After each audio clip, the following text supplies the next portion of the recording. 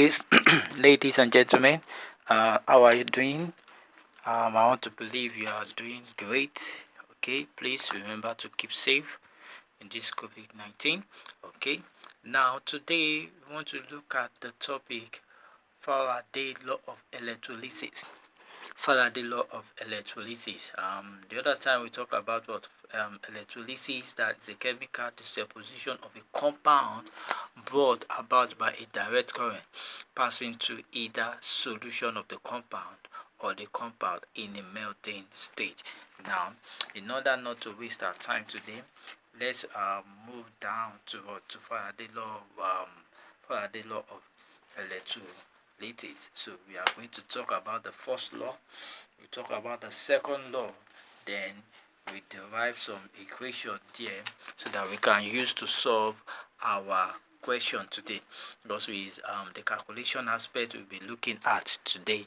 So please, I want you to take everything that you need. Okay, now the first law of Faraday law of electricity states that now that the mass of substance that is deposited at the electrode during electrolysis is directly proportional to the quantity of electricity passed through the electrolyte. Okay, now you can write this word in mathematical form by saying that the mass that is deposited, we are told that is directly proportion to the quantity of electricity. So your M is directly to what? To Q.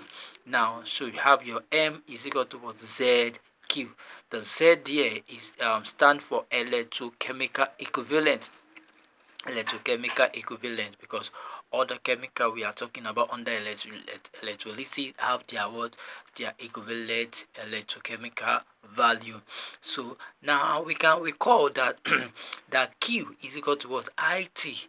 Q is equal to what? IT. So where you have your M is equal to ZQ, you substitute the value of Q inside, then that new equation will give you what is called M is equal to ZIT.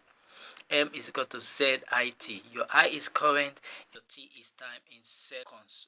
Okay, it's time in seconds. So now a current of 3 ampere maintained for 5 minutes. Deposit. So why the second law? What we can have it state that the relative mass of substance deposited at the quantity of electricity are proportional to the electrochemical equivalent. So you have your Q is equal to M1 over Z1 and Q is equal to M2 over Z2. So we have your M1, M2, Z2 and Z1 also. So both for what substance liberated deposited for the first one, the second mass, that is what substance is deposited. Okay, so now we now have the electrochemical equivalent also of the substance and electrochemical equivalent of the second substance, that's your Z2. So that's your Z2. So now we are going to look at this example 2 now. We are going to look at this example 2. You can see the question there that when a current of 2 ampere is passed through a copper and a silver conductor in series, 0.26 gram of copper and 1.52 gram of silver were deposited. Calculate the ECE of copper and the ECE of silver is given. So now what do you need to do? You write down the data that you are given from that question. M is what our mass of copper is given, mass of silver is also given, the ECE, that is electrochemical equivalent of silver, is also given, but we have to find electrochemical equivalent of what? Of copper. So using your formula, M1 over Z1 is equal to M2 over Z2. Now put your M1 there, your M2, your Z2. You are looking for Z1. ECE of what? Of copper. So cross multiply it by making electrochemical equivalent of copper the formula. Then you have it like that. When you divide it, your 0.00018 times 0.25, divided by 1.52 will give you the electrochemical equivalent of copper to be 1.91 times 10 raised to power minus 4 gram per coulomb minus 4 gram per coulomb. So these are to solve question under the second law of what of electrolysis.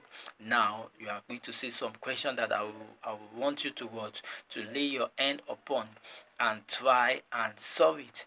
Try it and solve it. It's very easy. All you need to do is just follow the step that we have here. You follow the step, you can see it. That is a classwork. It's almost the same thing with the example that we have done. Just follow the step gradually, then you'll be able to have more understanding of this. So we've talked about the first law, we've talked about the second law. Lay your hands on it, then you are good to go. So I'm going to round up today's teaching here. So join me another time for another exciting period of learning. Keep learning. You will always be the best, because why? The excellence of God is upon you. So the level of your understanding determines the level of your undertaking. If you are not informed, you will be transformed. So if you want to collect the currency that people are using right now, you need to have the information that is current now. So please, I will advise you, keep reading, keep studying. Even though there is work lockdown in school, you can do something that will affect your life positively. I'm telling you the fact. There is a lot of people out there doing great things, so it's time for you to do it. Okay, so this is your physics teacher. Thank you. God bless you.